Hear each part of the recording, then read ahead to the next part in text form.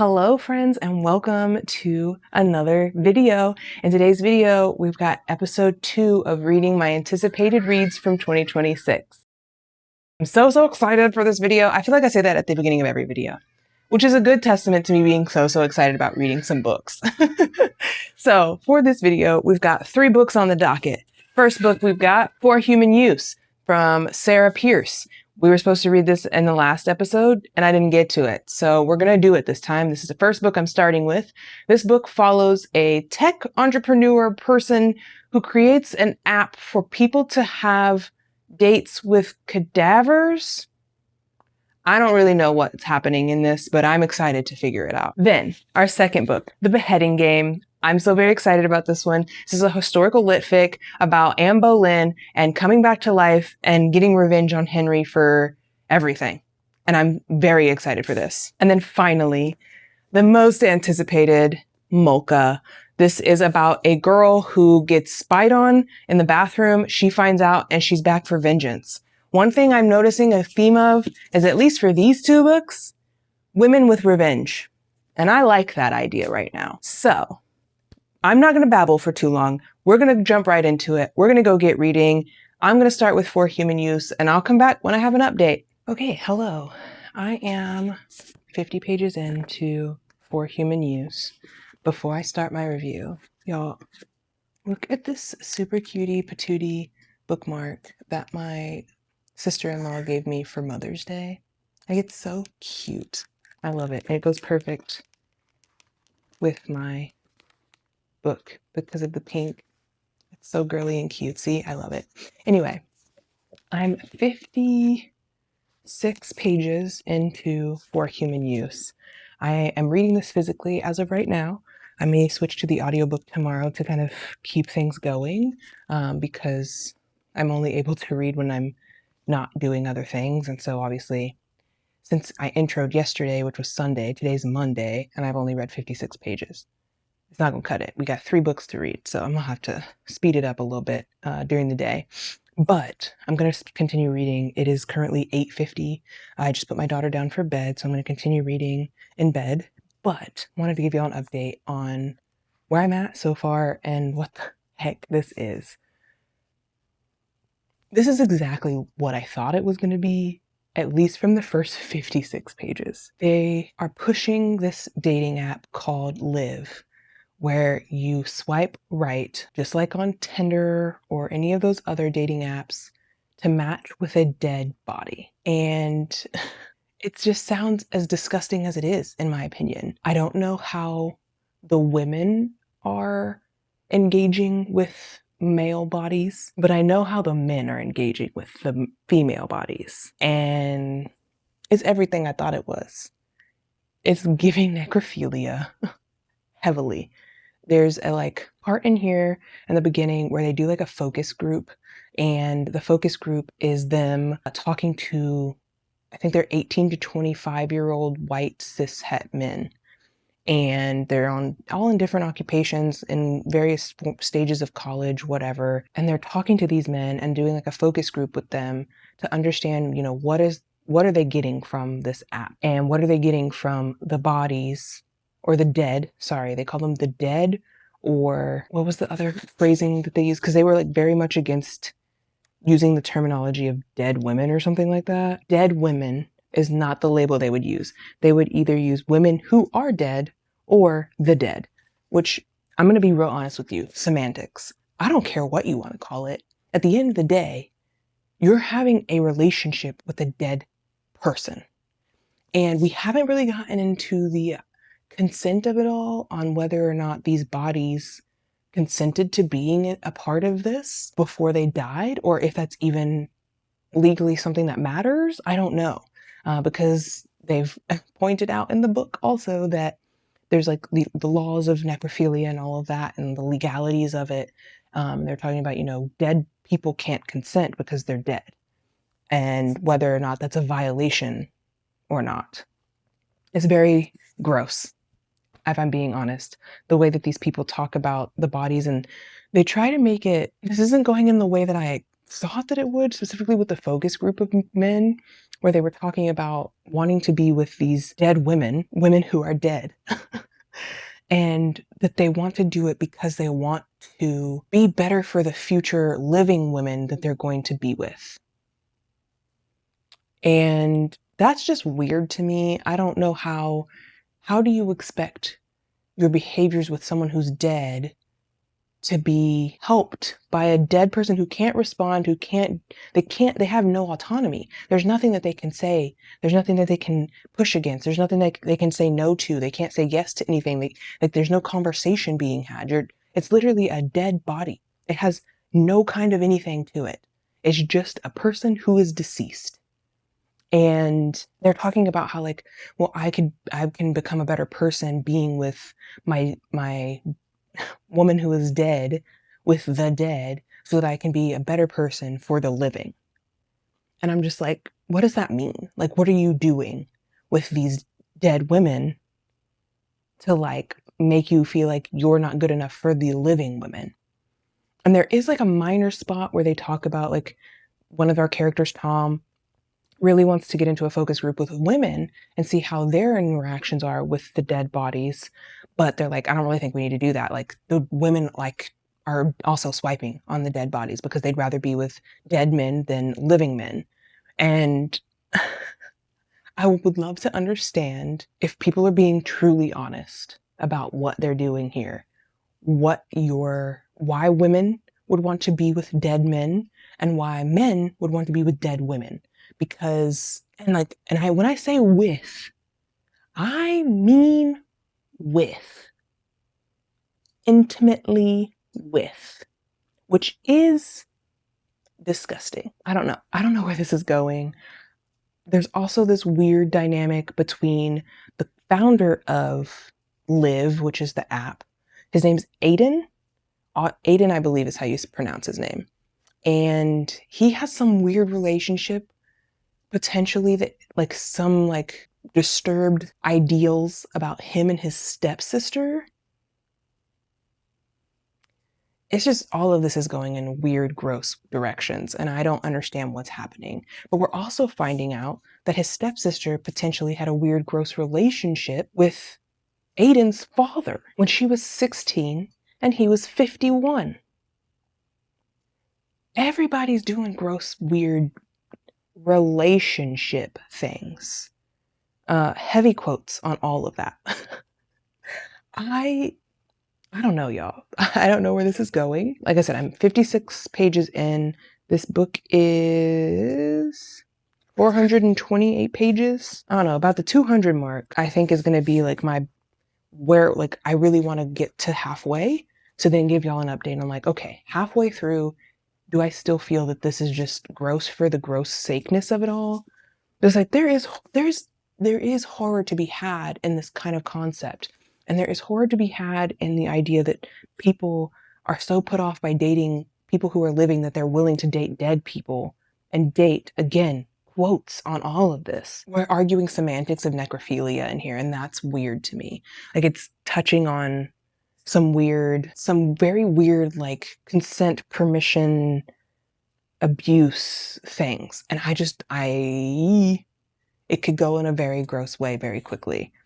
I don't know anything about Sarah G. Pierce. I don't know if this is a debut novel for them. I don't really have any insight into that. Yeah, so this is her first novel. She's from California.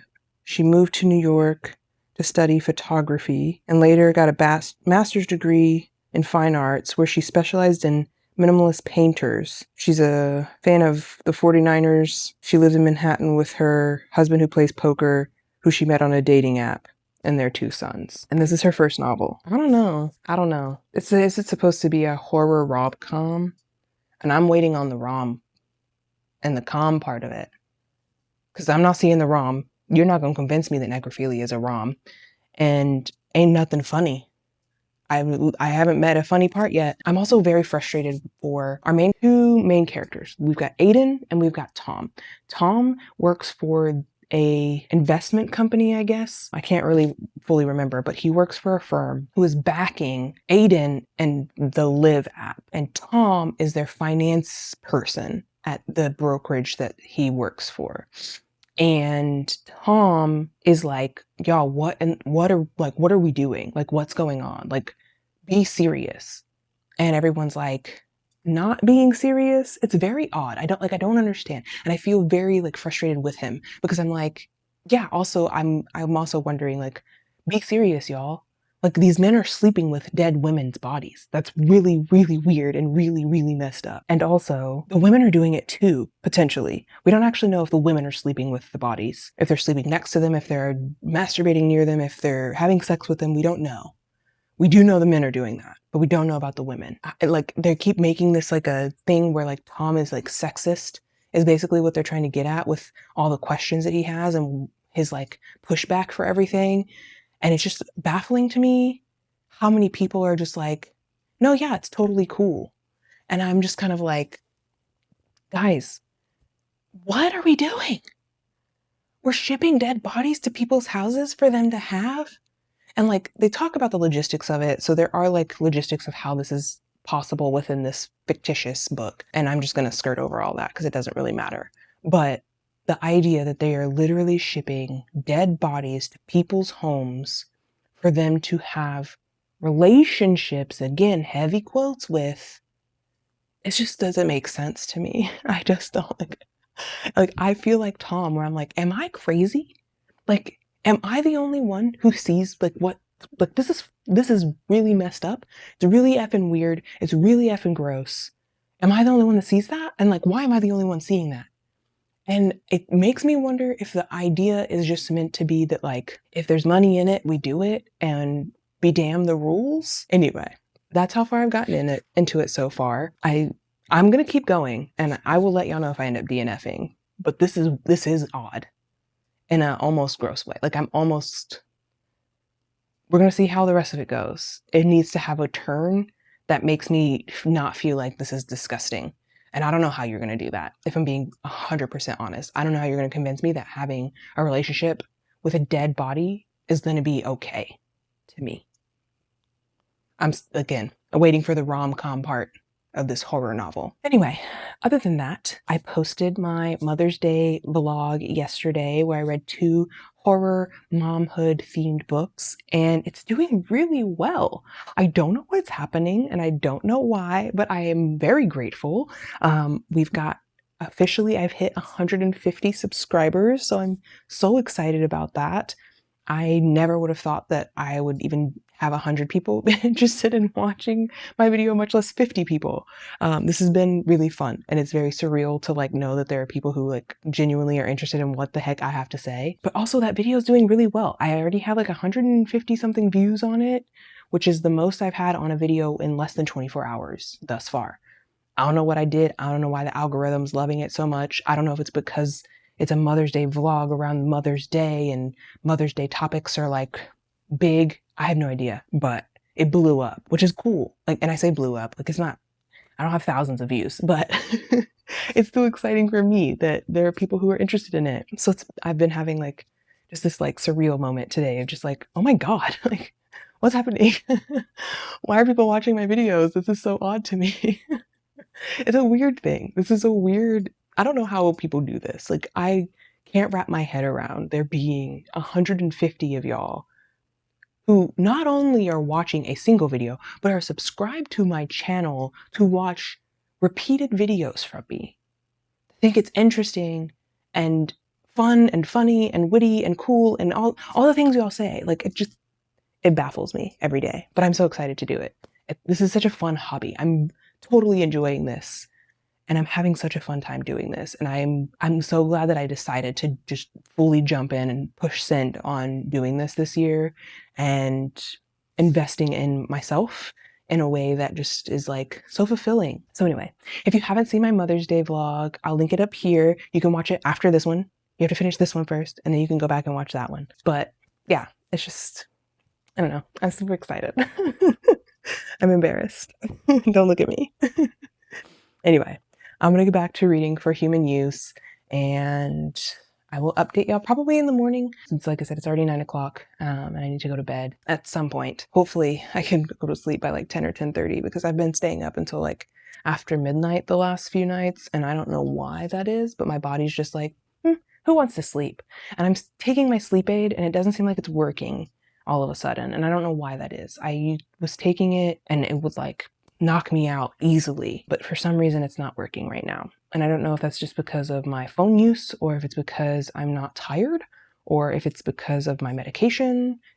Probably that's honestly, now that I'm thinking about it, it's probably it, to be honest, because I've been taking my antidepressants a little later than usual, and it does affect sleep. So I think that that's probably where that's coming from. But anyway, I'm babbling. I will see y'all in the morning with an update on For Human Use. Here's hoping we can at least get to like the 100-page mark before I go to sleep. So I'll update you in the morning. Hey y'all, it's me. I'm here. I got an update. There we go. If you can see my beautiful face. I have an update on For Human Use.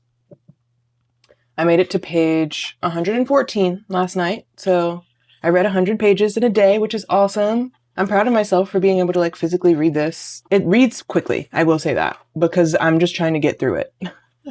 I'm like, what is happening? Tell me when something's happening. So when I last left y'all, at the point that I left, we only had 2 POVs, which was Tom and Aiden. We now have a 3rd POV, which is Mara, Aiden's stepsister.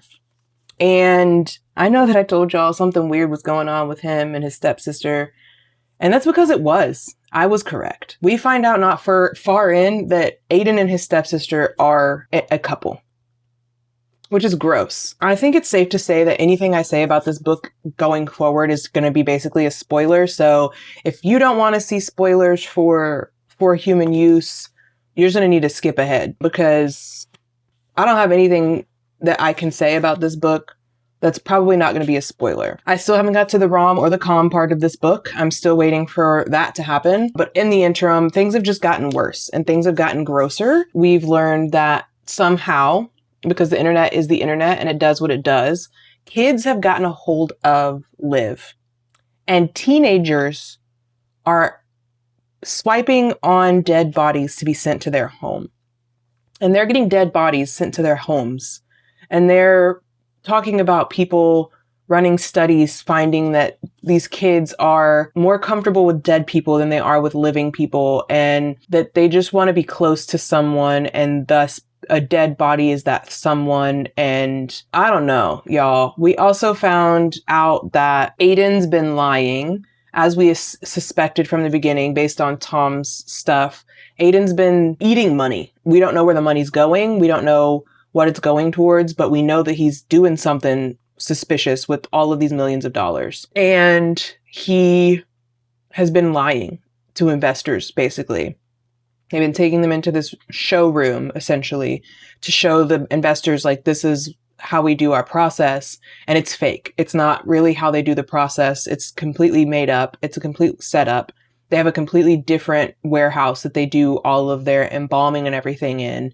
And it is not pretty. It is not the thing that he's trying to make it out to be. And Tom, our main character, finds that out. And he's like, you're lying to investors. That's illegal. You can't do that. That's going to get us, it's illegal. He's going to get sanctioned for it. Like, there's issues with doing that legally from a business perspective. And so, yeah, we're just following Tom, trying to like figure out how he's going to handle all these things.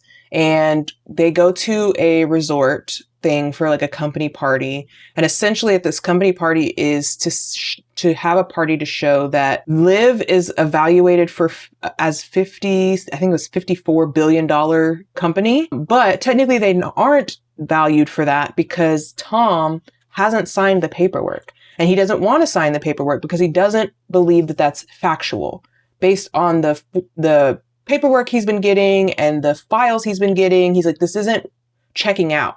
But for some reason, everyone and their freaking mom is against him and the way that he's like investigating this, which is his whole job. And it's the whole reason these companies pay him to do what he's doing. But for some reason, the owner and his associate partner like all of these people are so against him trying to get Liv essentially shut down because he knows that it's a fraud. He knows that it's fraudulent, but everyone thinks he's just being like, I don't know, a snowflake about the situation. And they're just like, you're just uncomfortable with it. And that's why you don't like it. And he's like, well, yes, I am uncomfortable with it, but also there's issues here. Like there's holes in the finances. There's all these problems and people are just like glossing over it and just being like, no, it's because you have problems with the idea of people doing this. That's why you don't want it to succeed. And he's like, cool. All right. And so he's just like sucking it up. And like he, up until this point, has just been like giving the founder the money that he wants because he's been basically like pitting these people against Tom. Aiden has. And like, these are like his longtime coworkers and colleagues that he's been working with forever that like they've never had issues. And then all of a sudden Aiden gets involved and he's like, you're just being really hostile to me and you're just being this and that. And he's like reframing the way that Tom engages with him. And I think we're starting to find out that maybe Aiden is a big fat liar.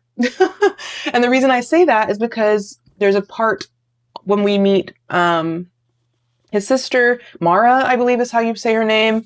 We meet her and they're in a therapy session together where he's telling his therapist that like his dad did all these things to her mom and that his dad was abusive to her mom and beat her and all of these things and had an inappropriate relationship with his stepsister, and that's why he killed himself and all of these things. And Mara's like, that's not how it was. Like, that's not how it was. And he's just like adamant that that's how it was. And all of that to say that like, I'm starting to wonder, like, is he like making like revisionist history? Is he like rewriting the facts of what actually happened? Because I'm seeing him actively do it live with Tom. So I'm like, something's up with this guy. I don't know what it is, and I don't know what's going on exactly, but I know that something suspicious is happening with Aiden. And he seems like a grifter. He seems like hokey. He seems messed up. There seems like a lot of issues with him. It seems like he might also like fit within some kind of like manosphere type of influencing, because when they have the, what's it called? The test group thing that they're doing with those white boys. He's like, they're asking them questions like, if we had a competitor, would you go to them? And they're like, oh no, if it's not Aiden, we're not going. Like, we're here because of Aiden, because we believe in Aiden. And it's like very culty, first of all. But like, they're like, no, like we're doing this because we believe in him. And so it seems like Aiden had like a following prior to all of this coming out. So I don't know. I'm still like trying to ascertain what exactly is going on here. But at the point that I'm at now, Tom and Mara were at this resort situation company party thing. Aiden puts a dead body in Tom's lounge and basically is like, Tom's like, why did you put that in there? Like, y'all are just giving out these bodies. I would have had so-and-so come and pick it up. But, I was like, y'all gave them to everybody. And he was like, oh, we didn't do that for everyone. You know, that's illegal to have a dead body in Costa Rica, right? And so then Tom like freaks out because he's like, you're trying to blackmail me into doing what you want. And that's not going to happen. And so Tom's like, I'm leaving. So he gets the first flight out the next morning. But in him being at this resort where you see him engaging with Mara, and for whatever reason, him and Mara seem to be clicking like very well. And Mara decides when she finds out Tom's leaving, she's also going to leave with Tom. And not in a like, I'm leaving with Tom way, but she like makes up an excuse of why she needs to leave to Aiden. But there seems to be like a flirtation going on between Mara and Tom. And so they leave together on the same flight. They take the same company car to take them home. They drop off Mara first because Tom lives further away. And there's like this weird interaction with them in the front yard of Mara's and Aiden's house where they're like, will they, won't they? Are they going to kiss, hold hands, hug, whatever? She hugs him and like hugs him for a little longer than is necessary. And then he gets in the car and leaves. But then he comes back and he tries to have like an interaction with her. And he thinks she's like freaked out by him trying to have this interaction. But what's actually happening is that there's cameras all within this house, which I would have assumed anyway. I don't know why Tom didn't think about that, but there's cameras all over and she knows that people are watching them. Aiden has the cameras live streamed to his phone. So does his support staff person, because he keeps up with like any packages that get delivered to the house. She's like, if he can't be doing this. So she has to like pull away to be like, no, like, no, someone's watching. But she can't tell him that because obviously there's cameras watching them. So he's like, oh my God, I'm so sorry. And he leaves. So that's kind of where I'm at right now in the book. It's very interesting in the sense of like, I'm just trying, like, I'm assuming the rom-com part's going to be between Tom and Mara, but I don't see where the rom-com's coming in. Like, I can see potentially the romance between Tom and Mara, but the com part is the part I'm missing. There's no comedy here. None of this is funny to me. It's all gross and weird because we're talking about people having relationships with dead bodies. Like, what are we doing?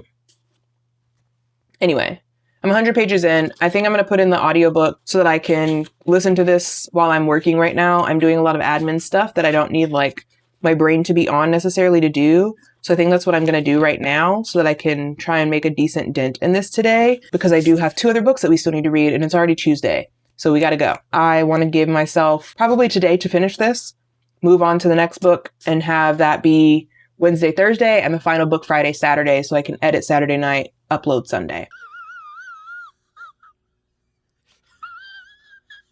And I'm about to lock in so that I can listen to a lot of this and then finish reading it when I get off work, because I'm really enjoying this thus far, to be honest. It's weird, and I want to, like, I'm not, maybe enjoy is not the right word. I think that I'm fascinated by what the heck is happening here. And I just want to know what's happening. I really want to understand what's going on, because from everything I'm seeing, I'm just like, this is gross. And it is, you can tell this is like kind of a commentary on capitalism and how far we'll go to make money and to be rich and famous and all of those things. It's about influencing. It's about capitalism. And it's also about like, I don't know, what's legal and what's moral compared to what's popular and what's financially lucrative, I guess. So I don't know. It's a very interesting like morality thing, but I feel like we could have done this with any other topics. And I don't think we had to involve people having sexual relationships with the dead bodies for this to be gross, because I think it's already gross. And it kind of feels like, to me, in some ways, this does lean a little extreme horror to me because of the necrophilia of it all. We're not actually getting imagery or anything like that of people having relationships with naked bodies, with dead bodies, but we're getting insinuations about it. And the moral quandaries of children somehow getting a hold of this app, and Aiden having a PR person to help with this issue of children and the population's concern about the kids and the kids having access to this and the kids engaging with dead bodies. And Aiden's like, so what? What do you mean? What do you mean, so what? Children are so influenced so easily. There's a reason why, especially in America, like, we have bans on certain types of advertising for kids. And we have systems in place that you have to notify certain things. You have to disclose certain things to be able to advertise to children, because it's so problematic, because it is an issue of like these children having access to certain things that they're just easily influenced. And that's why we see all these kids with whatever toys or whatever shows or movies or food items or whatever. Like, that's why Bluey's so popular. It's made for children. And these kids eat it up and they want Bluey everything. And these companies, like, fucking, they're vultures to it. They just fly in from all directions to try and get this access to this thing so they can make more money. And the detriments be damned, right? Like, not to say Bluey's bad for kids or anything like that, but just to say that, like, these companies don't care about the cause and effect of their products. They don't. And I feel like it's very clear and obvious to say that some of these companies would continue to do these nefarious things if there weren't laws in place to stop them from doing the worst of the worst to anyone. Like, if they could get away with all kinds of stuff, they would. And they do. Some of them do. They find loopholes to get away with certain things. So I don't know. I don't know. I'm still at the, like, I don't know. I'm interested to see where it goes. So anyway, that's my update on For Human Use. I just read last night. I had a great time reading. I was watching a YouTube video. I really like social commentary videos. I don't know if that's something y'all are into. And not social commentary, but like just commentary videos where people like talk about topics, random things. I like drama channels sometimes. Not all of them. I do like some. There are like, I think 3 drama channels that I follow. that I enjoy watching. But obviously there's a big drama going on right now with all of the people who were let go from Spirit Airline. This toxic, nasty, gross beauty influencer, James Charles, telling people that they just need to stop asking for free handouts and pull themselves up by their bootstraps because all these people were laid off and you're the only one in my DMs. James. I don't know. I do know why he's still popular for some people. I don't understand how y'all can still support someone who openly has commented about the fact that, yes, I did message minors. Yes, I have asked minors to come to my home. Yes, I have told minors that I want to have relationships with them. I do like younger people. Like, the writing is on the wall. Why are we protecting all these pedo people? Why are we protecting all the PDF files? I don't understand. I'm just not getting it. It doesn't compute to me.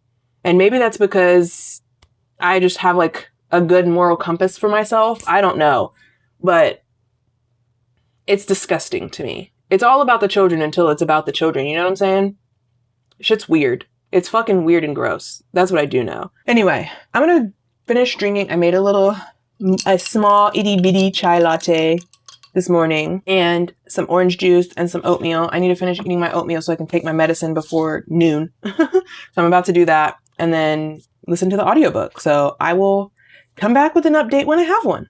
Okay, I realized that I forgot to show y'all books that I got for Mother's Day. So my super awesome sister-in-law got me The Serpent and the Wings of Night. This is the first book in the Nightborn duet. I have actually read this one physically. I read this on Kindle, I believe, because it was on Kindle Unlimited, and I absolutely loved it. I wanted to get a physical copy of it, so I'm glad that she was able to give me this because I really do love this series. I've only read book 1 and I started book 2, but I want to read like the whole series. So super glad to have this one so that I can get the other books. So thank you to my sister-in-law for this one. And then my books from my husband for Mother's Day came in after I had already uploaded my video on Sunday. So wanted to share my illustrated editions of Lord of the Rings. Y'all, I'm so excited for these. The books are absolutely beautiful. Let me take out one of them. Like the dust jackets are so nice. Like they look so beautiful. And then the end papers have like maps and things on them, which is really cool. But then there's like little illustrations within the book, which I find like they're just so cool and so beautiful. And I love being able to see that because I have watched all of the movies. So I think this will help me when I'm reading the books to understand like what areas we're talking about and the characters and all of that. But I'm so excited. I'm so happy to have this. It's going to be on display on my bookshelf whenever I finally freaking make those. The final book mail we got today. I have a book that I got from Aardvark. This is one of my anticipated 2026 non-horror releases. If you want to see that video, the list of books, you can see those here. But I got 5 from Aardvark. I was super excited to see that this was on there because again, it was one of the books that I had wanted really badly. It's a very interesting story about 5 different people and they all are in like they're all waiting for a train. One of them is going to die. So I thought that was really cool. This seems obviously very similar to 5 Survive that I read by Holly Jackson. But this is more of a like adult thriller version of that. So I'm very excited to see like what this is going to be. And honestly, if it's a better done version, like an adult version of like 5 Survive. So very excited for this one. And it's kind of short, honestly. Yeah, it's just a little over 200 pages, 223 pages. So almost a novella.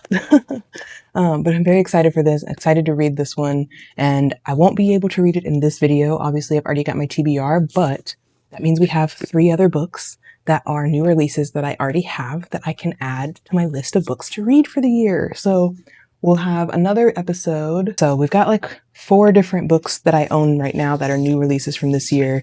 So very excited to have another episode of this to go, potentially 2 more in the future. So that's all of like book mail, book updates that I wanted to share with y'all. I'm still reading For Human Use, so I'll come back and update y'all once I have like updates, but wanted to share my bookish stuff with y'all.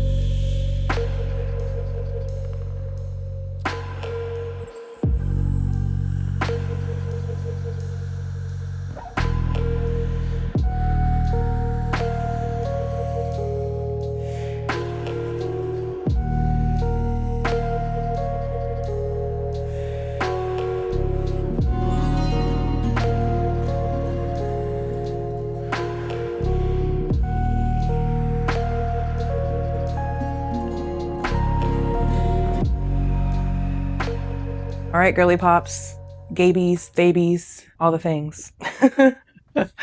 I finished For Human Use. It was touch and go, not gonna lie, but I did finish it. I'm gonna go ahead and start this off by saying this is not a rom-com. It's barely a rom. It is not a com. I didn't find any comedies in this. Were there moments where I was like, what the heck? Yeah. Is that comedy? I don't think so. That doesn't feel like comedy to me. This felt like a horror with a romance subplot. And horror, I think, is also kind of vague because I feel like, to me, this was just kind of, I don't even know. I don't know that I would consider this horror outside of the fact that like these people were having whatever types of relationships with dead bodies. I don't know that this is really horror to me. It was good, not gonna lie. Like, I did enjoy my time reading it. I obviously read the whole thing in 2 days, so I don't think that that was a bad, like, indicates it's a bad book or anything. I think it was pretty good. I gave it 4 stars at the end of the day. I think I could be convinced to give it 3.5, but it didn't feel like meh, but it didn't feel like, oh my gosh. It felt like, yeah, okay. I don't know if that rating system makes sense to you, but if it does, if you get it, you get it. Okay. So yeah, I finished it. It did not really go where I expected as far as the storyline is concerned. The romance, obviously I saw coming. I saw where we were going with that, but the situation with the Live app and the bodies and the direction that all of that went in wasn't really expecting it to go the way that it did. And to be honest, for what happens in the end of this book, I feel like it's underwhelming in the way that they wrote it, because what's happening is crazy. It's actually like, if you think about it in the context of if something like that happened right now in America, because I'm pretty sure that's where this whole thing is set. It is America. If what happens at the end of this book happened in America, that's a crazy thing to have happened. And it doesn't feel that heavy. They don't make it feel like this is like such a big deal. Like, people are still walking around and trying to call emergency services like it's like everything's chill. So it's just very like, it was not what I expected. But for what it was, like, it was enjoyable in a way. I don't think it was the best book I've ever read. And I think for how long it was, I don't know if it needed to be this long. Following this app and these 3 characters for 400 pages. I don't know. I don't know about that. I slowly feel like I'm convincing myself to give this 3.5 stars. I feel like maybe that's even generous because I don't know. Like, I didn't dislike it, but I don't have any like real feelings towards it either, if I'm being honest. And maybe that means that the ratings that I've given other books at 3 stars was like too generous. I don't know. I'm not really 100% like, do I think that people should read this? Yeah. I mean, if you want to, if it sounds interesting to you, I think go for it. Otherwise, like, if the premise doesn't sound interesting, or if you're expecting something extremely horrifying, they're not going to get that. This is such light horror, in my opinion. It's like diet horror. If I had to give this a genre, I would say it's diet horror. And the only reason I would say it's even got a horror potential label is because of the dead bodies and the necrophilia. Otherwise, it's just a book about an app and a bunch of people involved in the app and the industry that they're a part of. Like, it's really, I don't think that the commentary it gives is anything revolutionary either. We don't really get into the depths of what's like social constructs and social commentary on capitalistic nature of this country and things that we're willing to do and how far we're willing to push things, and how like even the main character, Aiden, his like story arc towards the end, you're just kind of like, that's not real. Like if I compared Aiden to a Jeff Bezos, a Mark Zuckerberg, a Elon Musk, like if you think about these big tech people who just like pop off out of nowhere, the spiral that Aiden has and the way that he responds to everything by the end, I'm like, that's not realistic. I don't see that happening. And maybe it does, but the world I live in, ain't none of these, no. No, that's how I feel about it. No, I feel like this is like a wishful thinking commentary almost on billionaires and on capitalism. Like this is like best case scenario, even though it's the worst case scenario at the end, even though it doesn't feel like it. Yeah, I'm definitely moving my rating down. I've just convinced myself. It's just went from a 4-star to a 3 very quickly, because it is kind of meh when I'm thinking about it in retrospect. In the moment I was like, yeah, I enjoyed that. That was fine. But fine does not a good book make. And that's the difference between a 3 and a 4. A 4 is a good book that maybe it just wasn't really for me, but arguably it's still good. A 3 is like, it was a book and it had things to say. Sometimes, you know, I think that this is a 3. That's what I'm going with. I have to change my rating on Fable. This is a 3. I am underwhelmed by it. I was expecting a lot more. I was hoping for a lot more. I was expecting this to be gruesome and gross and nasty and terrifying and awful, and like to an extent it is terrifying, but like not in the way that I was hoping for. So sad. But this cover's cool. You can't tell me this cover's not beautiful. I love it. I love the pink. I love the yellow. I love the rainbow color at the bottom. I love it. I think this is super cool. That's for human use. As a debut novel for Sarah, I don't know, girl. Based on this, would I read Sarah's a follow-up book from Sarah? Maybe if she made like a novella or a short story, maybe I would read that. If she makes another 400-page book that follows this same construction, I won't read it. Because this went on for too long. It's 400 pages of like, not much. It's really not much. And the romance isn't like romancy. So it's just like, meh, underwhelming.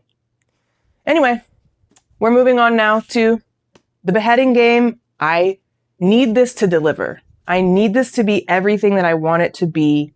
If this isn't give me the Anne Boleyn of my dreams, if this doesn't give me the revenge on Henry that he so rightfully deserved, Rebecca Lehmann, girl, you better hope. I'm gonna be very sad if this does not deliver. Reading the synopsis for the Beheading game. Beheading game begins in the hours after Anne Boleyn's beheading, when she wakes to find herself unceremoniously laid to rest in a makeshift coffin, her head wrapped in linen at her knees.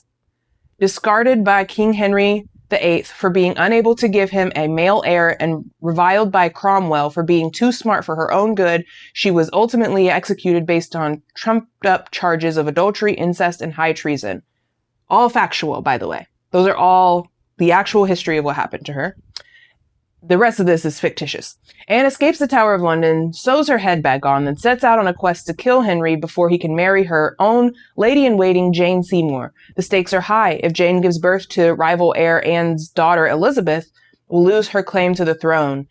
Traveling the streets of London in the guise of a commoner with the help of a prostitute who becomes a trusted friend, and perhaps something more, Anne soon realizes how little she knew about life in the real world. A fantastical journey through the wilds of England and Tudor history, filled with danger and magic, steeped in Arthurian legend. The Beheading game is the reminder that mouthy women have always been punished. Now, thanks to debut novelist Rebecca Lehmann, nearly 500 years after Anne Boleyn's death, one of history's most maligned women finally has a chance to tell her story. So this is a debut novel as well. All right, Rebecca. We just read a debut novel and it was mid. Your debut novel better be good. She's an award-winning poet and essayist. I hope that she's good at poetry, because I feel like This is me projecting fully 100%. I feel like if she's good at poetry, then she has to be good at writing. It's going to have to be beautiful writing. I hope, dear God, I hope. Where she was, poetry, 3 collections of poetry. Okay. She lives in Indiana with her family, where she is an associate professor of English and gender and women's studies at St. Mary's College. You got all of the promise, Rebecca. You got all the promise. I truly freaking hope you can deliver me a good ass book. I'm counting on you. I'm counting on you to help make Anne the woman she should have been and could have been and that we all wanted. I'm counting on you. Because if not, Rebecca, if not, I'm going to be upset. Oh, your daughter's name is Zephyr? That's cool. That's a cool name. Inscription in Anne Boleyn's Book of Hours. I don't know, man. I'm excited. Okay. Anyway, this is our next read. Let's go. I'm excited. Let's do this. I need to find highlighter. I think I have like a yellow-green highlighter tape. I'm into highlighter tape. I don't know if that's something y'all are into. I don't like using actual highlighters in my book for 2 reasons. 1, usually the highlighter is thicker than the line. 2, can't draw straight. And 3, I hate that sometimes the marker bleeds through the paper. It pisses me off. So, in a very wasteful way, this is how I like to highlight. I have purchased highlighter tape. I found this on Jeff Bezos's Amazon internet, the worst place in the world, but hey, whatever. And I use these to highlight, and I think they work really well. I really enjoy using it. I've used it on a few books. Let me see. I use it on Exiles. It's like highlighting tape. I can still read the words underneath it, but it pops out. And then I like that you can remove the tape. I will say it is not very sticky in the sense that it's going to ruin your paper. It will come off very easily. So I like that. I like that it comes off easy. I like that it is transparent so I can still read the words through it, but I like that it's straight. It is a straight line and it looks so neat. It looks so put together. That looks so good on the page. You can't tell me that doesn't look nice. I will be using my highlighter tape in this book, hopefully. And it has the writing that I'm hoping for in it. And maybe I'll get some B-roll of me using it. But I just use that, and then I have these little collapsible mini scissors. I have these little mini collapsible TSA-approved scissors that I bought to help me cut them.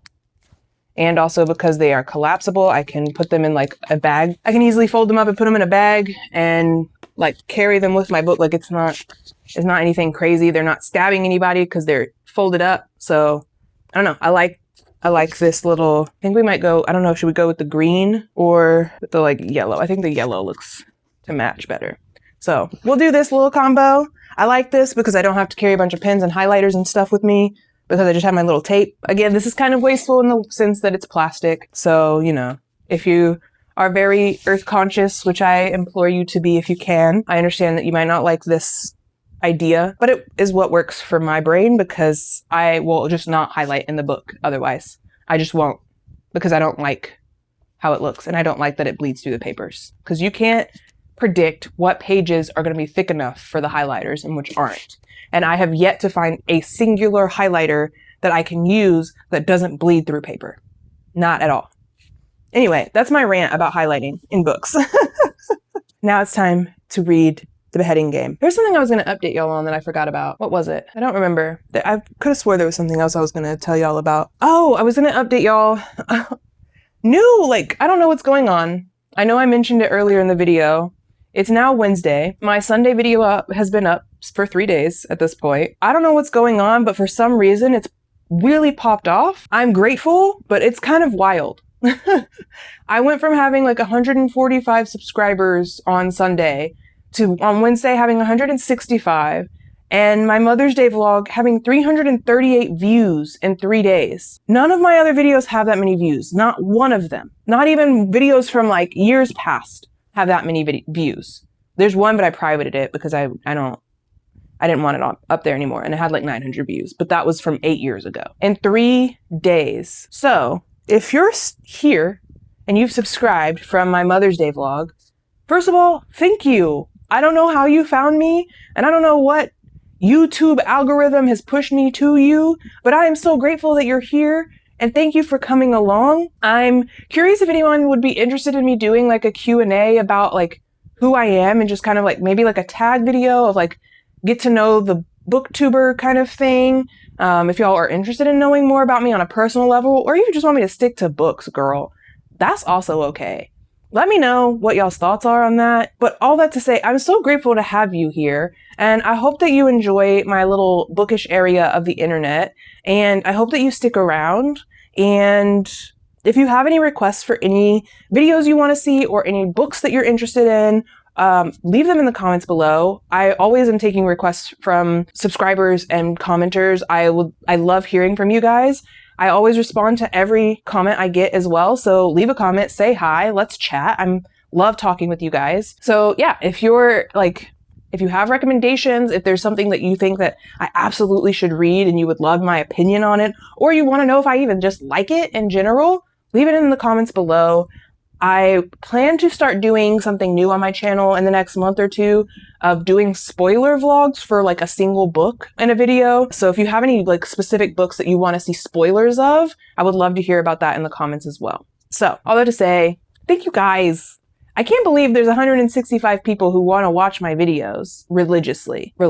I appreciate that so much. And I think that's so cool. I don't even know 165 people. That's not true. I probably do. But like, I don't even know 165 people. So to know that there's 165 of you in the world who are just like, yeah, she seems all right. She seems cool. I appreciate that, man. That's really freaking cool. And that's really awesome. I love that my little reading hobby has turned into such like a flourish for me in my life right now. I've gotten my friends and family into reading really big again. Like I've got you guys helping me along and following me along on my reading journey. And it's just been so much fun. I've found so many different bookstagrammers and booktubers that I'm like obsessed with their work and like love talking to them. It's just become a whole thing that I didn't expect it to become. I don't really have like a huge social life. So having internet friends is like super cool to have people to talk to and chat with and talk about my favorite thing with, because I absolutely love reading. Like it's my favorite thing. And to know that there are other people that I can read with and talk to about the reading that I'm doing and hear what things you like, even if I don't like them, or you hear the things I like if you don't like them. I just think it's so much fun and I want to just have fun. So anyway, thanks for being here. I guess that's all I really have. So I will see y'all with a update once I've gotten like a fourth to a half of the way into the beheading game.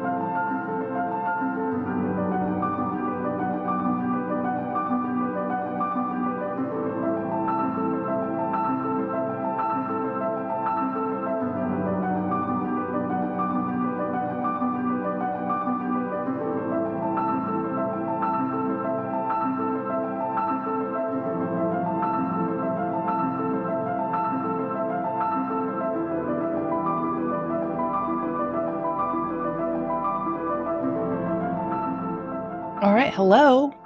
As you just saw in my B-roll, I have been reading this morning before work. I had some time to sit down and read for a little bit before I got to start work, which was nice. I had started, first of all, hold the book like a real booktuber should. Uh, I got to read some of the Beheading game this morning before work, which has been really nice. And then I have been listening to the audiobook. I started the audiobook last night while I was working on some content creation-y type things. And then this morning on my way home from dropping off my daughter at daycare, I got to listen to some of the audiobook as well. So I've been working on it. I have made it now 45 pages into the 300 pages. So I'm 43 pages into the 300 pages of this book, and so far I'm really enjoying it. It's everything I wanted it to be. I feel like I'm reading the version of, I don't know if y'all are familiar with this or not.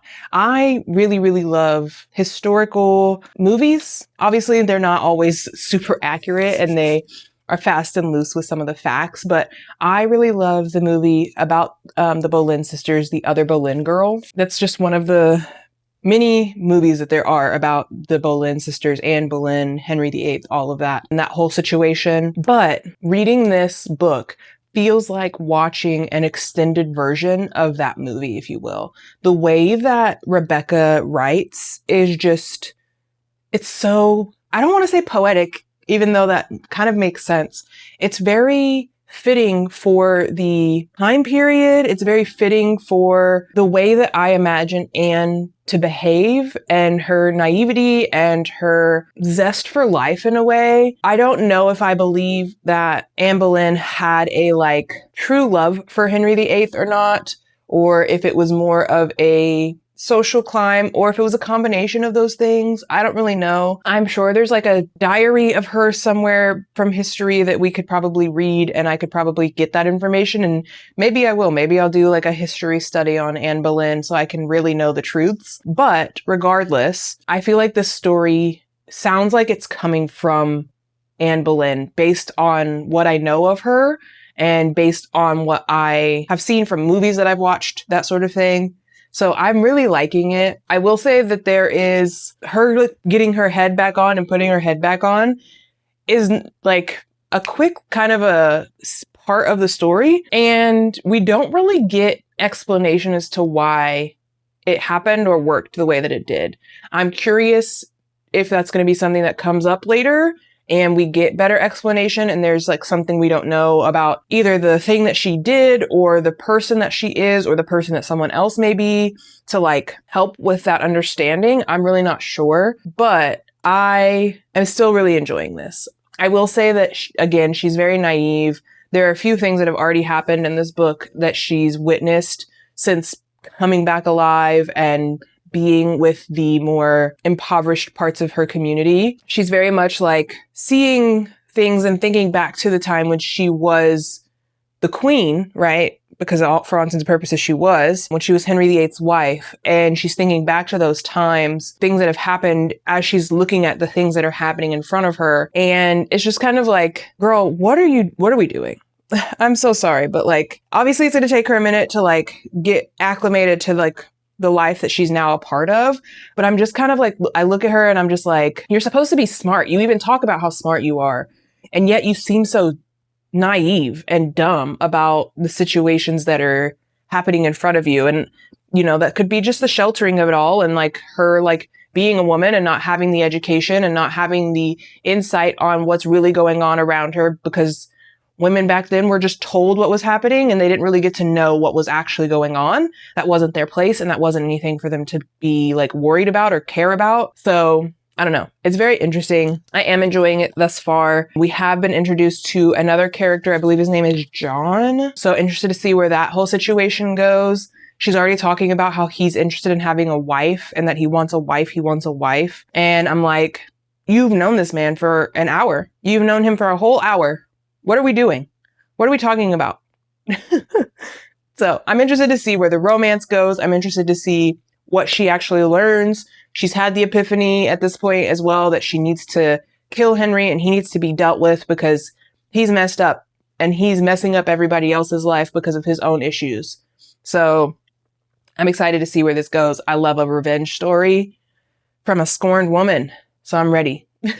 So that's my update for now. I'm going to keep reading and I'll come back with maybe more interesting things to say in a little while. All right. Hello. Time for an update. I have officially made it 25% of the way into the Beheading game. I feel like this book is really making me want to read a historical nonfiction about Anne Boleyn, because I don't know if what's being depicted in here, I'm presuming it is, because we're getting this information from an English teacher, but I don't 100% know. So some of the information that they're giving and some of the way that Anne is describing herself and describing her relationship with her sister and her relationship with her brother, I'm like, and her like demeanor and her personality and the way that she behaved with other people and how certain things would or wouldn't have been allowed based on the person that she was. I'm just kind of like, what the heck is like, it makes her sound like a terrible person. And I know that the whole thing is like she was a maligned figure of her time, but she's also like a fallible person. Like she still made mistakes, and she was still not a good person all the time, and she wasn't always kind. So I don't know. This making me want to read a nonfiction about Anne Boleyn for sure. But in this book, we have now left the random dude that she hooked up with under the near the River Thames, and she is now traveled and has gone to found this woman who works in a brothel.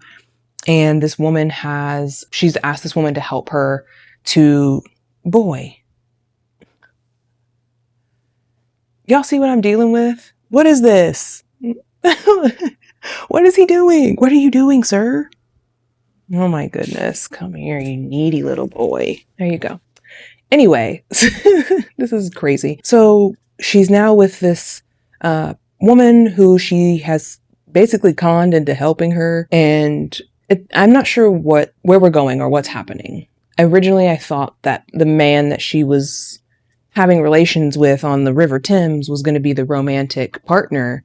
And now I'm like, okay, he's not it. Is it this woman? And maybe she's not it either. Like, I'm just so interested to see what's going to end up happening with whatever romance she falls into in this story. But listening to her story, listening to her talk about how mistreated she was during the trial of everything, and how people misconstrued her comments and her thoughts and her words, and they twisted them to be something they weren't, and how they twisted some of the things that she was doing because she was assisting with parliamental matters, essentially. She was helping out with the responsibilities of being a queen, and she wasn't supposed to be doing that at the time of her life, that wasn't legal for her to be doing. And so they used that against her, because like they were like, what else would she be doing with a bunch of men in her chambers? It's not like she was allowed to be, working on like business and working on like all of these things for the country. Like that's not allowed. So what other excuse does she have for having all these men in her chambers?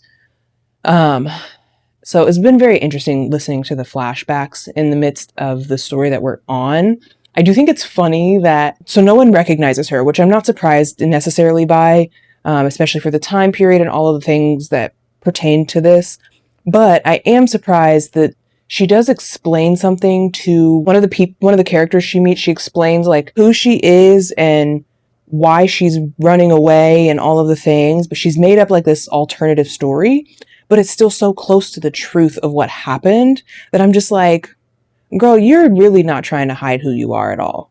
Like, you're not even trying to pretend that you're not. Like, this person can tell that you're someone of nobility of some sort because even her stockings look too nice. And the way that she carries herself, and the way that she asks for things, and the way that she does things. Like, this woman's like, you're definitely a lady. And she like tells this woman her story of like, this is what happened to me. And she makes up this story about a husband and an affair and a misbelieving that she was having an affair and that he wants to take her kid away from her and blah, blah, blah. And like all these things. And it's like, that is the story. Like, girl, you didn't even change it that well. And then she doesn't even she tells the woman her actual name. She's like, my name's Anne. And she was like, oh God, you're named after that terrible harlot of a woman that was just beheaded. And it's like, you're not even trying to like pretend to be someone else or that you're not who you are. I don't know what she's thinking, especially because she's supposed to be portrayed as such a smart and witty person, with her being involved in the governance of the country and everything. I'm just kind of like, if you're so smart, but you're acting so dumb right now, and I don't understand it. So anyway, that's pretty much where we're at 25% of the way in. I'm interested to see what ends up coming of this story, how this all fleshes out. I think if you already know the story of Anne Boleyn, I think a lot of the like flashbacks that she's giving, I think are very helpful if you aren't a person who knows the story of Anne Boleyn or King Henry and his terribleness. King Henry VIII, to be specific, the author does a really good job of explaining the backstory of why Anne Boleyn was beheaded and kind of both sidesing the story as well of like his side and what the like countrymen were told versus what actually happened and like what was really going on behind closed doors. So I think this is done really well, even for people who don't know the story. So I think that it's told well enough for people who do know the story of Anne Boleyn to still be interested in what's going on. And I think it also does a good job for people who wouldn't know anything about Anne Boleyn and King Henry VIII, giving you background as you're going through this story of like what actually happened. So I think it's really good. I'm enjoying it so far. I will say my thoughts and hopes that there was going to be some like poetic writing of some sort and like some of the writing would be more flowery. I'm not really seeing that thus far, which is kind of like, it's fine. Like, it's not like it's making it a bad book or anything. I was just expecting or hoping for more like super descriptive, beautiful writing in a way. Not to say that the writing's bad at all. I made an assumption based on her being a poet and an English major that there was going to be a certain maybe like rhythm to her words or a certain like flow to the thing she was going to say. And like, it's not really what I expected. I think it's still really good though. Like, I really am enjoying it. So if you're interested at all in Anne Boleyn or a historical retelling, if you like historical retellings, thus far, I think this is a great book. I'm really enjoying it and I'm enjoying the writing. There are some like frivolous things that we're like witnessing that are just like side things that are happening that I don't know that they necessarily move the plot, but they help you to understand Anne as a human being. And by that, I mean the good and the ugly of her and who she was and what type of person she was. So anyway, I'm really enjoying it. And I'm enjoying her, like, getting her fire of, like, my ex-husband was a piece of shit and I'm going to kill him now. So I'm enjoying her getting that, like, feeling and like she's reminiscing on the romance that she had with Henry VIII and also reminiscing on like, was that actually the romance that I thought it was since he fucking had her beheaded? Like, maybe it wasn't the romance that we thought it was. So anyway, very exciting, very interesting. And yeah, I'm going to keep reading. I think I will probably not come back until I'm finished at this point, unless something crazy happens that I want to talk about, but I'll come back with an update tomorrow morning. It is officially Thursday night, so I need to wrap this book up tonight. So I'm hoping that I can, if I don't wrap it up like tonight, that I can wrap it up by tomorrow morning so that we can start Molka. Because I'm so excited. And that one I think will be a really fast read because it's a lot shorter than the other two books were. I paced them kind of good with having the longest book first, a medium book second, and the shortest book last. So excited that I kind of did that and I paced it out that way. So yeah, otherwise, like I said, today's Thursday. It's been a hectic, stupid, crazy day at work. So much, but it's the evening now. It is 9:00. I'm going to go probably play some games, on my phone, or maybe I'll work more on I was making some like templates for social media posts on Canva. I don't do like Bookstagram really. And I feel like with the amount of work that I do for my YouTube channel, like I could repurpose a lot of this footage and a lot of my thoughts and all of that and put it into things to also boost my Instagram without adding too terribly much of a load to my plate when it comes to like doing both social medias. So I've decided that I'm going to start doing book reviews, I think, and just doing like a quick overview of like, this is the book that I read, this is the rating I gave it, this is the genres, all of that, and then do a second slide carousel type of thing where the second one is about my actual thoughts and my opinions and my review on the book. Because I also feel like I want to get better at reviewing things. I want to show y'all the templates that I came up with to kind of like still fit within my branding of like my color themes and my spooky dark aesthetic. This is a template for a book review, the first slide, and then my template for when I actually like write the actual review. I'm super excited. I love the way it came out. And then I also created 2 other versions of things. So like one where I could talk about my book recommendations for the books that I read that month. Obviously I read more than 4 books, but like the ones that I really enjoyed and ones I would want to share with people. And then I also created like just a quick, hard to see because of the lighting in here, but just like a quick overview review sheet of like, hey, this is how I rated this book. This is what I'm thinking of it. These are my thoughts. And then I also found, I don't know if I'm going to utilize this, but I found this like template where it's like a library card idea. And I thought about this being like a really cool way to like talk about all of the books that I read in the month, as that being like a post. So I don't know. And then I also got a thing made for like my schedule so that I can like post on Instagram what my like schedule is going to be and what videos I have coming out and all of that, because I think that could also be helpful to boost people moving just from my Instagram onto videos as well. So that's what I was working on last night while I was listening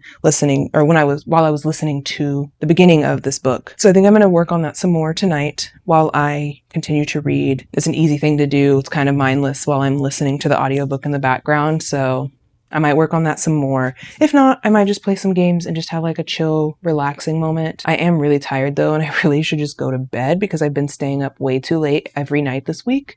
Almost every night this week I've stayed up until like midnight, 1 o'clock in the morning. And I have to be up at 7:30 in the morning.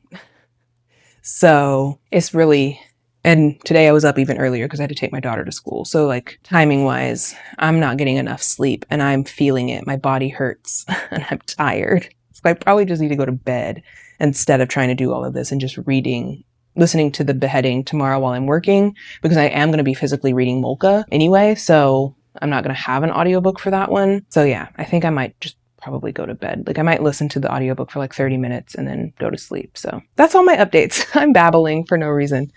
That's my updates for the evening, and I will see y'all in the morning.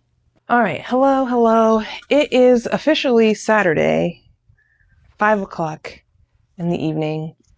I have finished the Beheading game. I finished it this morning. It took me a lot longer than I anticipated. Friday was too busy and I just didn't have time to read. So I did finish it though this morning. Overall, I'm going to go ahead and give this a 3.5 star. Not as exciting as I was hoping it was going to be. This book was very much just, there was too many plot holes or plot points that just kind of like disappeared. We had like different pieces that would come up in the story and we wouldn't understand why, how, and where it went. Like it would just be a thing that was just part of the story for some reason that just dissipated into nothing, and we learned nothing about what it meant or its significance or anything like that. So because of that, it just felt very disjointed in some ways. The overall plot, like the main point of what we're doing, the going after Henry thing, like we follow through with that, but like there's so many subplots that are just kind of, so yeah, I don't know. I don't have a whole lot. All I do have to say is that it was a little, like, it was good, but there were just too many holes for me. There was too many lines of plot that just kind of dropped off and became nothing. So that was my consensus. That was my feeling on it. And I don't know. I don't have really a lot else to add to it. I will say that this does have like a gay romance in it, which I thought was really cool, but it's like kind of a breezed through situation and it's not an overall situation. There's like magic that happens in this book that we don't understand. We never get explanations for ever. So all of those things like just kind of like culminate in me being like, yeah, 3.5. Like it was too many different storylines that didn't like get completed or give us any insight into that. I was just kind of like, what am I supposed to do with that? So anyway, that's my rating and my thoughts on the Beheading game. I am now going to be reading Molka. I'm excited for it, but I'm nervous because there is a bookstagrammer that I follow that her and I have like similar taste in books, and she didn't rate it well. And so it makes me nervous. Actually, I think she DNF'd it. And so it makes me nervous because we tend to like have very similar ratings on books from what I've seen thus far. And so I'm very nervous that because she didn't like it, I'm not going to like it. But I'm hoping that maybe it's just like, it's perfect for me and it's just not her type of horror or something. I don't know. But that's what I'm going to start on tonight. Again, it's 5 o'clock. So I'm going to go start reading that now. And I'm just going to be chilling on the couch. It's been a long day. We had a family barbecue today. It was great, wonderful, all that. It wasn't too terribly hot outside. It just wasn't comfortable either, but I'm tired. Your girl's been staying up too late, too many nights. Last night I didn't go to bed until like 2 o'clock in the morning. I got to spend some lovely, amazing time with my sister-in-law. She came over and she had bought a mystery book box thing from Books A Million, and we opened that up together, and that was really fun. One of the books was a crazy synopsis. If you're interested in reading it, it was called The Puzzle Master. That synopsis went all over the place. It was like 5 different stories in a 3-paragraph synopsis. It was crazy to me. And that was just like the book synopsis, not even going on like Goodreads or anything else. It was just the book synopsis. It was crazy. But I did keep one of the books, Dark Things I Adore by Katie Latari. I don't know. It seemed kind of interesting. The ratings on Goodreads weren't great for it, so I'm not gonna, I don't think it's gonna be like super amazing, but I did keep one of them and she took the other 3, and we'll see how it goes. We'll see how it shakes out. But yeah, so that's the plan though. I'm tired. I want to go chill out on my couch and just read my book and veg out. I think I'm gonna take a shower really quickly because I'm a little sweaty, and put on some comfy clothes and then chill my ass on the couch for the rest of the night. So B-roll for you coming up of me just sitting on the couch on my butt reading a book. But let's jump into Molka because we don't have a lot of time because again, it's Saturday night. So here we go.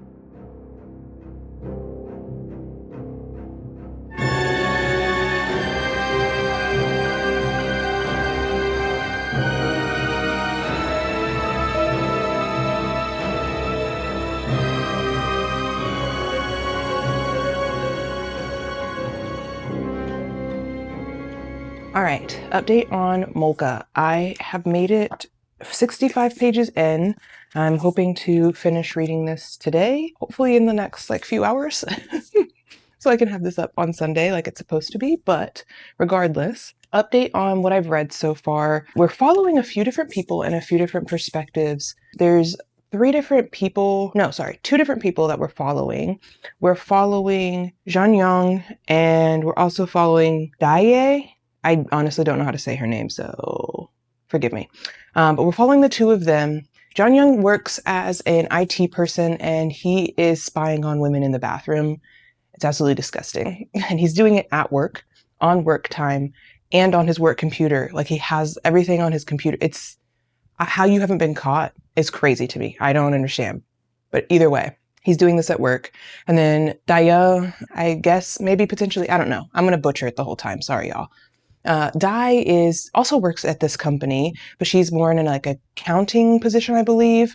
But we're following her and her story and her background of her sister and this guy that she's dating and just her general life. But there's a moment where Zhan Yang crosses paths with Daye and he becomes obsessed with her, basically. And I think that's going to be pretty much the premise of this story, is him being obsessed with her and using his bathroom cameras to spy on her and just to be a creepy weirdo, nasty. And her, I don't know, like there's a lot that seems to be happening with her and her sister's story. And I'm still not 100% certain exactly what happened with her sister, but her sister is passed and she is hanging out with one of her friends. Her friend's name is, I can't remember, Bonnie, but she's also dating a man named Hakjun. And so we're learning about him as well. It's been basically a lot of background information at this point. We're learning about Junyoung and we're learning about his background and why he's doing what he's doing and why it feels that it's okay to do what he's doing. And then we're learning a lot about Daye and her personal life and what she's doing with Hakjun and what his story is. And there's just a lot of background right now. So we haven't really gotten into the meat and potatoes, I don't think, of like what is actually supposed to be happening here outside of Jung actually just spying on women in the bathroom, which is disgusting. So I'm excited to see where this ends up going. I know it's supposed to be a revenge story, so I'm pretty sure I know where this is going to go and what's going to come of it, but that's pretty much my thoughts on it right now. I think this has a lot of information on understanding of what Molka is. So they do explain in the very beginning, Molka is a Korean term for videoing in secret, and it was more, I believe she was saying it was like more of a prank thing, but has now like traversed into just people being disgusting and gross. So that's where the title comes from. Very interesting story. I'm interested to see what's going to happen. He's a voyeur. She wants revenge. For what? I'm not sure, but I'm excited to find out. So I'm going to keep reading, and I'll come back to y'all with another update once I'm finished and give me my final thoughts.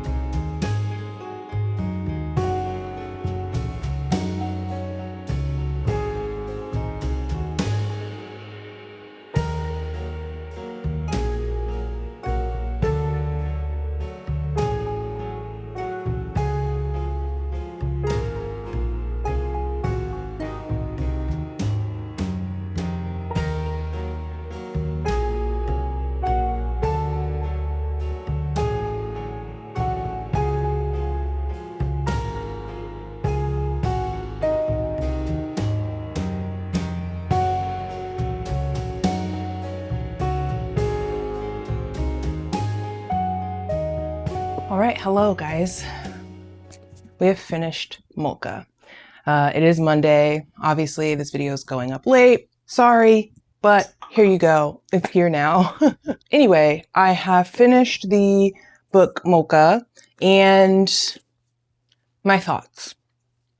I think this is an important conversation type of book about voyeurism, about women being stepped on and kicked and knocked down while they're already down, and just the general like exploitation of women as a whole, and how that is, those same standards aren't upheld for men. Men can do whatever, but when a woman does something even slightly off kilter, all of a sudden she's the bane of the world and she needs to be put down. Men can assault women left and right, up and down, Tuesday to Sunday, and no one cares. But a woman does something and all of a sudden we're pulling out SWAT teams coming after them because they stepped on someone's toe. You know what I'm saying? Like it very much puts voice to that sort of situation. And I think that's very important. I think this also it kind of gave me Kylie Lee Baker vibes from Korra. And I don't know if this is just like specifically a Korean thing, and so that's where this is coming from. I know that I've watched a lot of Asian horror in my life, and a lot of them have the idea of a wronged spirit coming back, seeking revenge for the thing that has happened to them. This is no exception to that rule. This is very much, there is some like supernatural conversation. I'm struggling this morning, sorry. There is some like supernatural situations happening in this book, and it very much reminds me of Korra Zhang by Kylie Lee Baker. So, you know, very interesting like to see that so frequently in these Asian horror novels. Something that I want to like pay more attention to, and if I see this more frequently from more of these horror stories. It's funny to me because people are pulling these ideas, and these concepts are being pulled from like historical context and cultural context and things like that. And it's funny to me to think that like the Asian version of a revengeful spirit ghost is like the American Christian version of demons. And it's just, I don't know. I don't know why that's funny to me, but it is, because I'm just like, yeah, guys, go off. Every American horror story has demons in it. Every single one of them. Pick one, they all have a demon of some sort. I just think that's so funny. So I'm curious to see if that's like a similar like through line for a lot of these Asian horrors. But either way, this was very interesting. I loved the crossing paths that we finally had towards the end. And I loved the idea of basically women supporting women and women supporting women's wrongs. Because like very, very obviously this book is about women supporting each other's wrongs and just carrying that torch, like just carrying that on for them. Okay, your time's up, but don't worry, I got your back. I'm going to keep doing the same thing. And it's also sad because it's factual in a way that like women are the only people supporting women when they're going through these issues, when they're going through these things. And like, that's not to say that men aren't there, but it's not at the level it needs to be, right? It isn't. And we can't argue about that. It is not at the level it needs to be. Men are not stepping up for women in the way that they should, especially when it comes to things like this. And it's because it's in their favor. Why do they need to do that? Everything works out for them. It's not hurting them that these things are happening to women. So why should they care? Which is terrible. But like this whole book speaks to all of that stuff. And I don't know if the way that it was spoken to was really like all that insightful necessarily. Obviously, I'm pulling out all this context because as a woman and as someone who's lived through things like this, like I understand and I get it and I can relate and I can pull that context out knowing what we're going for. But with this being like the book that it was, I feel like there was more that could be said, more that could have been explained. But I think doing it in a less than 300-page book, like I think she did a pretty good job. I will say that the front half of the book, for like the first 125, maybe 150 pages, is really just a lot of backstory and us getting to understand where our characters are coming from so that we know how they got to where they are in the end. And I think that's important. I do think it's important to set that up, but I do think we might have spent a little like too much time building all that up. There was a lot, in my opinion, of things that were like kind of frivolous and like, okay, like this is just a regular day in someone's life. We hopped back to Junyang. I can't pronounce these names. I'm so sorry. I'm a terrible human being. Please forgive me. Junyang, we hop back to his story quite a few times, and it's just him being like, what's going on? What's going on? What's going on? What's going on? And I'm like, okay, we get it. He doesn't know what's happening. Move on. We know what's happening. We are reading both perspectives. We know what's happening. Like, let's keep going. Like, so that was kind of frustrating for me. But in the end, I ended up giving this 4.5 stars. I do think it was good. It delivered on the message. It wasn't good enough for a 5. I'm so sorry. That's just how I feel. But I did enjoy it. I did finish it. I did read the whole thing. So, yeah, it was good. I enjoyed it. I think that if you're looking for something that speaks to all of those topics, and it's something that's also a horror and something that's like a social commentary and a horror all at the same time, I think this is a good book. I don't think it's bad by any means. I will say it's kind of slow in some parts, and it just kind of feels like, okay, let's get there. But I did enjoy it overall. So all that to say, that's the end of the vlog. I hope you guys enjoyed it. If you did, please give this video a like. Don't forget to subscribe if you're not subscribed. You watching this whole video and not being subscribed at this point, it's rude. I'm so sorry to tell you, but it is kind of rude. It's feeling very like, ugh, yikes for you. So like you should subscribe so this isn't awkward next time I see you. But thank you so much for being here. I will see you guys soon with another video, and I hope you'll have a great rest of the day. Bye.